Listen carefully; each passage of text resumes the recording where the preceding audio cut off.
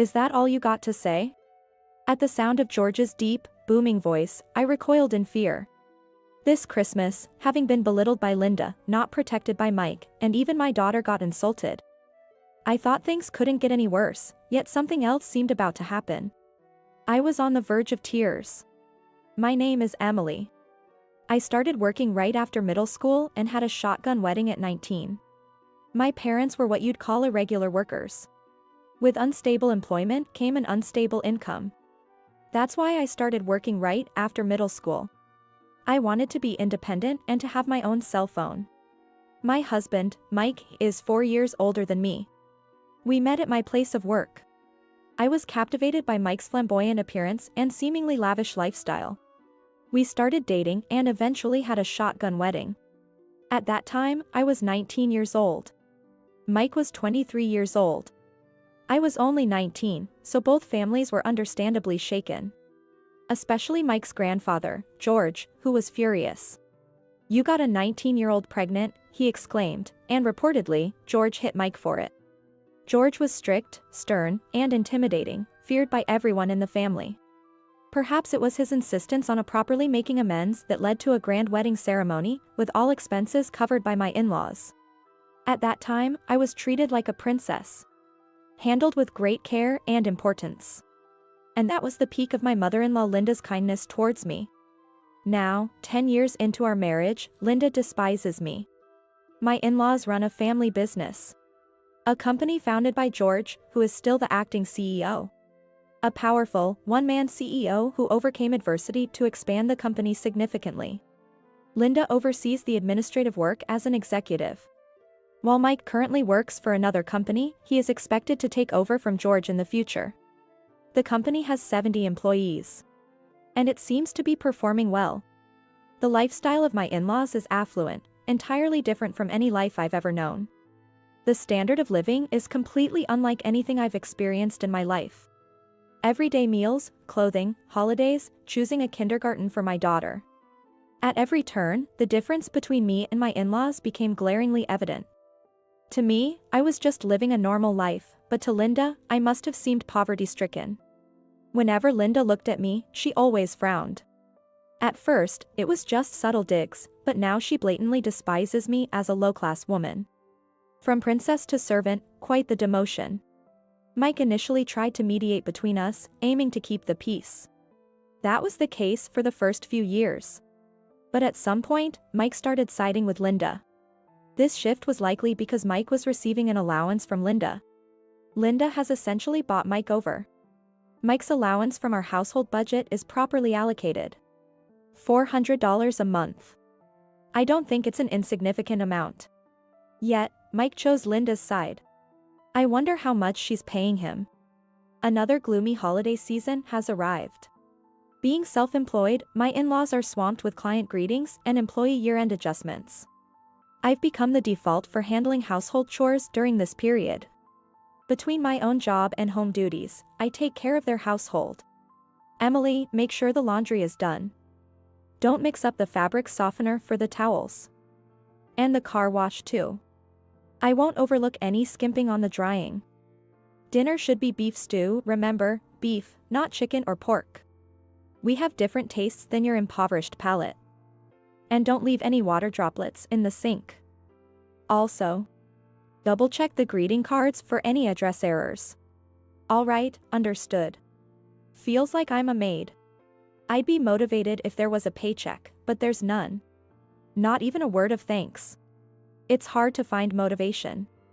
But Linda, supposedly too busy for household chores, always has time to critique mine. Slacking off means getting an earful. It's troublesome. Car washing. I guess a drive-through wash won't cut it. It has to be spotless inside and out to pass muster. I detest car washing, especially in this chilly winter season. It's depressing. My daughter's elementary school is now on winter break. But Christmas brings its own set of tasks. Many visit my in-laws for holiday greetings. Relatives, company folks, George's friends. Linda is busy attending to them. As a result, more troublesome tasks are dumped on me. Cooking, dishwashing, shopping, cleaning, answering calls. No time to sit and rest.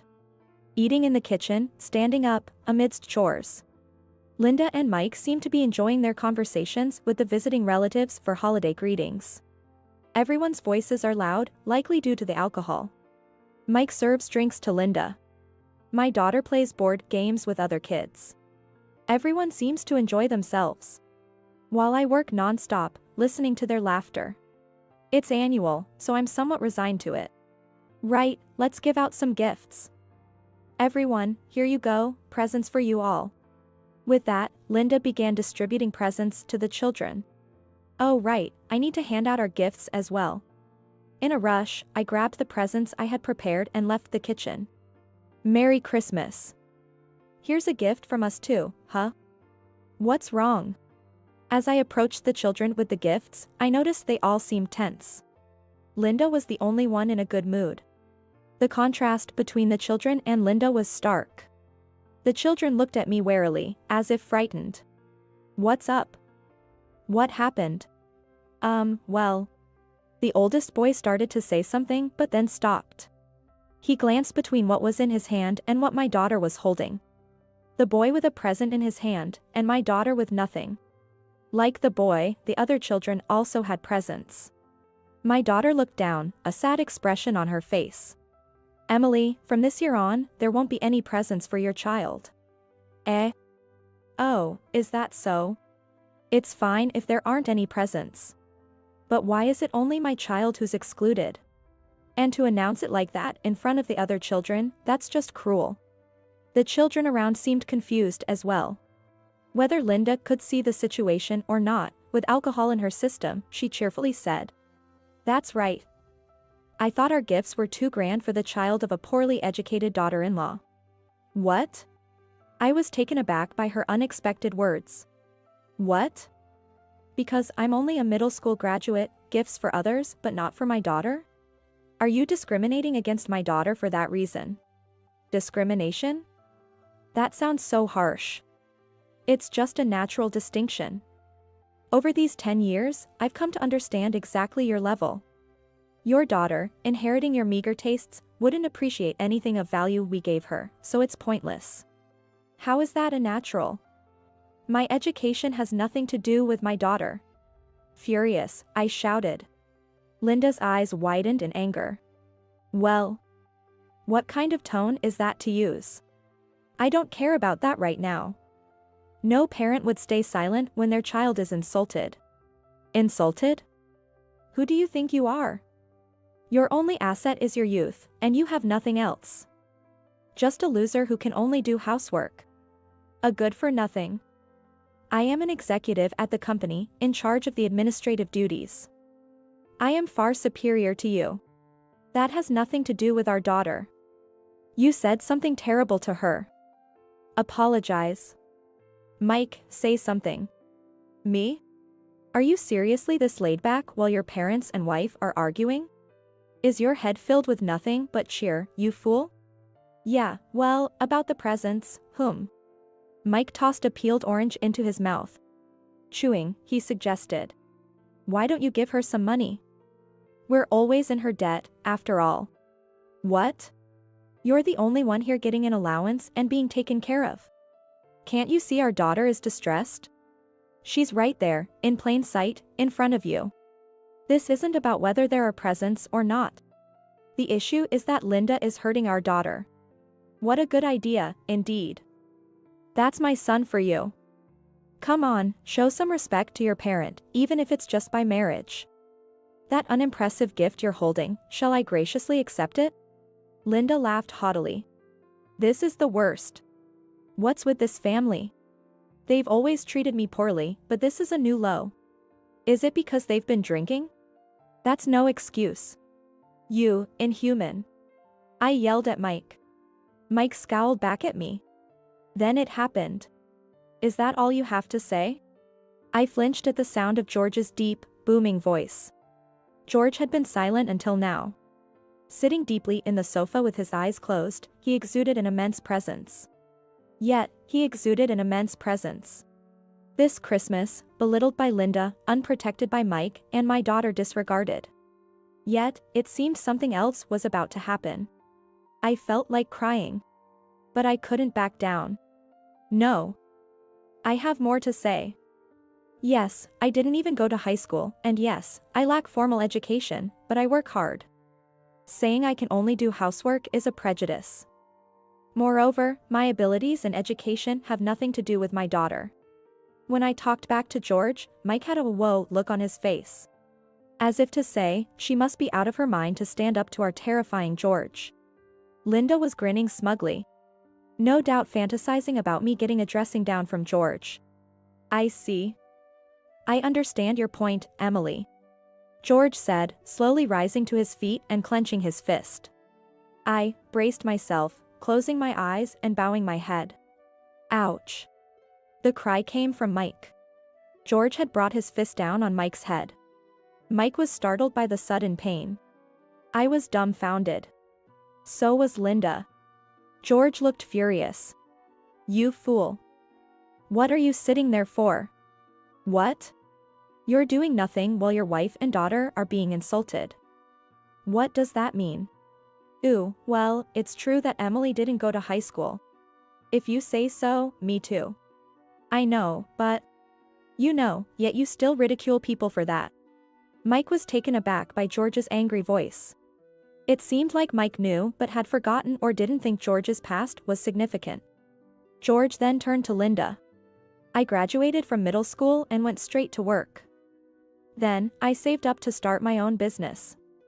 By your logic, I'd also be nothing but a housebound good-for-nothing. Don't think you can insult me and get away with it. George was known to return favors and avenge slights manifold. It was with this indomitable spirit that he grew his company. Now George was furious, feeling insulted. Linda started to panic and make excuses. It's not the same. You and Emily are different. I wasn't speaking ill of you. It's just that Emily being. As Linda mentioned it again, George's face grew even more intimidating. Don't tell me you're unaware of the struggles I've faced. It made us look down upon by clients and competitors alike. And we've suffered greatly for it. Yes, I know, but that's... Linda was at a loss for words. George seemed as explosive as an erupting volcano in his anger. The sight of him unleashing his fury was terrifying.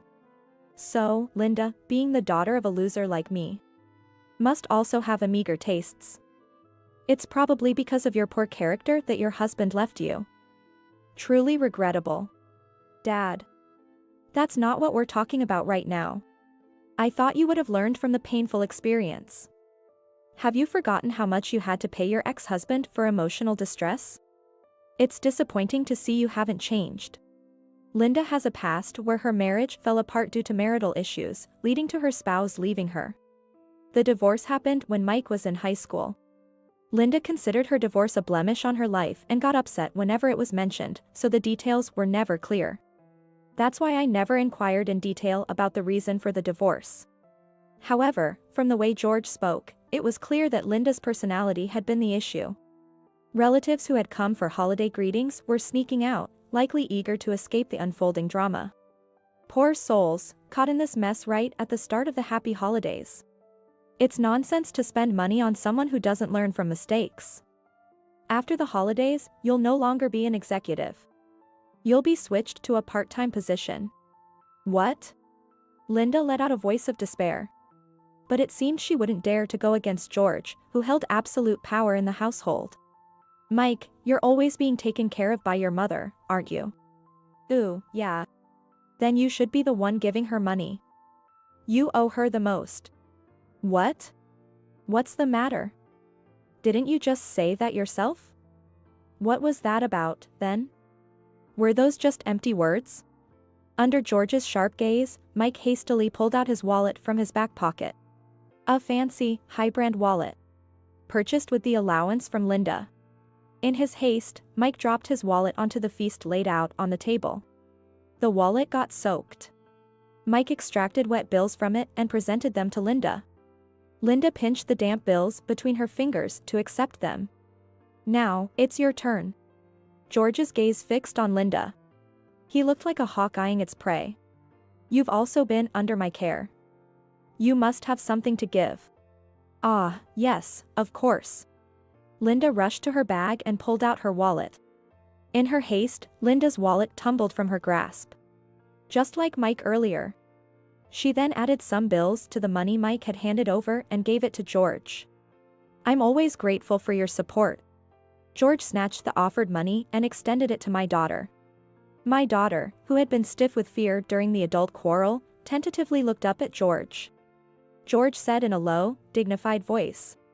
This is a present from me. Use it for something that will benefit you. My daughter was astounded by the bundle of bills, an amount she had never held before. Emily. Yes. I straightened up and responded. My turn now. I was terrified of what might be said next. Honestly, Linda's nagging would have been easier to handle. As I nervously awaited his words, George slightly softened his voice and said, Would your parents mind if you and your daughter returned home now?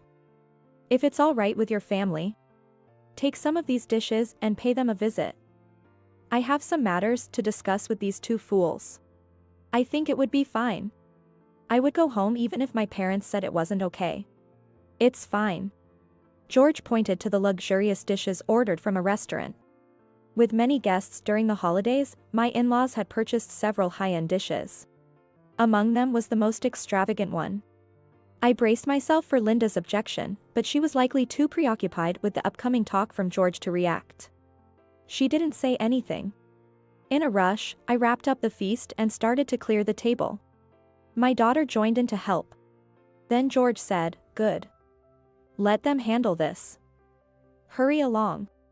At his words, Linda and Mike scrambled to their feet and began gathering plates.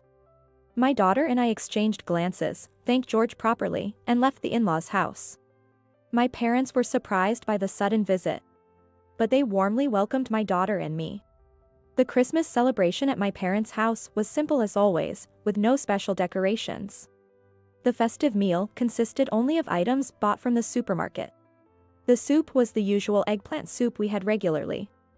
Then the luxurious feast made a grand appearance. My parents were delighted and called my in-laws to express their gratitude. Linda's voice over the phone sounded weak and listless. My daughter and I spent 2 nights at my parents' house before returning home. For the first time since getting married, I had a peaceful Christmas and it was truly blissful. When we got home, a lot had changed. Firstly, the stern talking to from George had a profound effect on Mike and Linda, making them uncharacteristically docile. They no longer nagged or made snide remarks at me. Mike had also stopped siding with Linda. Moreover, Mike's path to eventually succeeding his grandfather as the company president had been cut off. The grandfather appointed a successor to the president from among the employees. He chose someone who had been loyal and made significant contributions to the company over the years.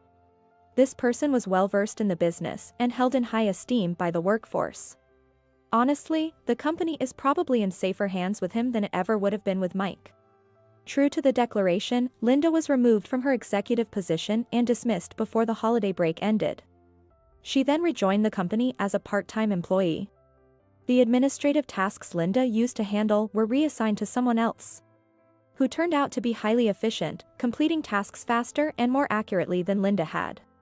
Between the new president and the reassignment of Linda's tasks, I can't help but admire George's knack for personnel decisions. He truly is a formidable CEO. Linda's income plummeted after she was removed from her executive position. As a result, Mike no longer received an allowance from Linda. The employees, who previously flattered Linda for her status as the boss's daughter, changed their attitude. Now seen as someone who incurred George's wrath, they keep their distance from her. Linda has lost the place where she could assert her dominance. Now, she works quietly, diminished in stature. My daughter has become quite critical of Mike. This is because he didn't protect her when Linda was saying those awful things. It's Mike's own fault. Being demeaned by Linda as only capable of household chores motivated me to make a change. I started attending a correspondence high school. Previously, I would do housework while my daughter did her homework. But since the incident, Mike has taken on more household duties, freeing up some of my time. I've been using this time to study. My daughter beams when she sees me dedicated to my studies. She's also started helping out with the household chores on her own initiative and has become more open about sharing details of her school life with me. The confrontation with Linda during the new year made me realize something. I had somewhat resigned myself to the idea that I'm just a middle school graduate. I decided to shed that limiting belief.